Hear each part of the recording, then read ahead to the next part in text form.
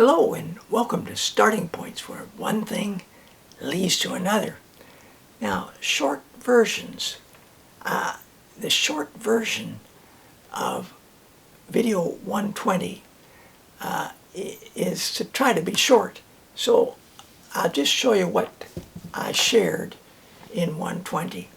I started with talking about books that were mentioned in the back of this book, landmark history books about the United States, and how I was familiar with a number of the authors.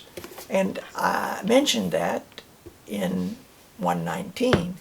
And so I wanted to show, as a follow-up, One Thing Leads to Another, a book by Marie Lawson that I really liked, called The Sea is Blue, and a book as a reminder about her husband, who wrote many books. Both were not only writers, but illustrated their own work. Ben and Me, Mr. Revere and I, as well as this story here. He also did Mr. Popper's Penguins and a Story of Ferdinand just as an illustrator. So I showed those, and then I spent a little time showing books by Samuel Adams.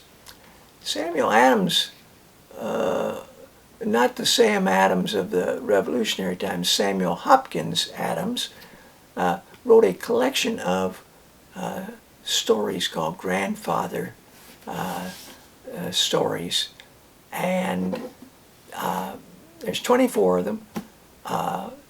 It's a wonderful book and a wonderful read, and I spoke a little bit about those, and I spoke a bit about this story about a traveling troupe of actors and actresses that performed around in the towns along the Erie Canal area of New York. And then I talked a little bit about the coming of industrialization in the 1830s with the mill towns. This story involves Troy, New York, and a cotton mill. And one thing I forgot to mention was the amount of conversation that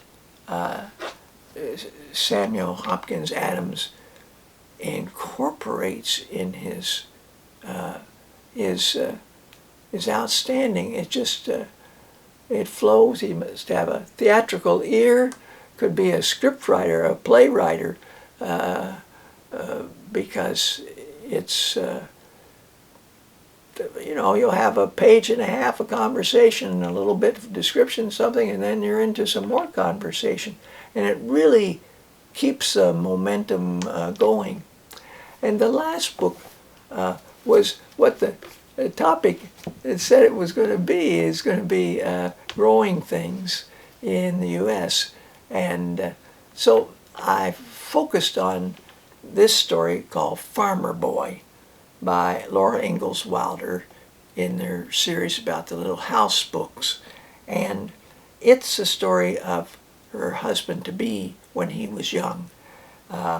Lived in a farm outside of Malone, New York, which is above the Adirondacks, almost at the Canadian border to Quebec.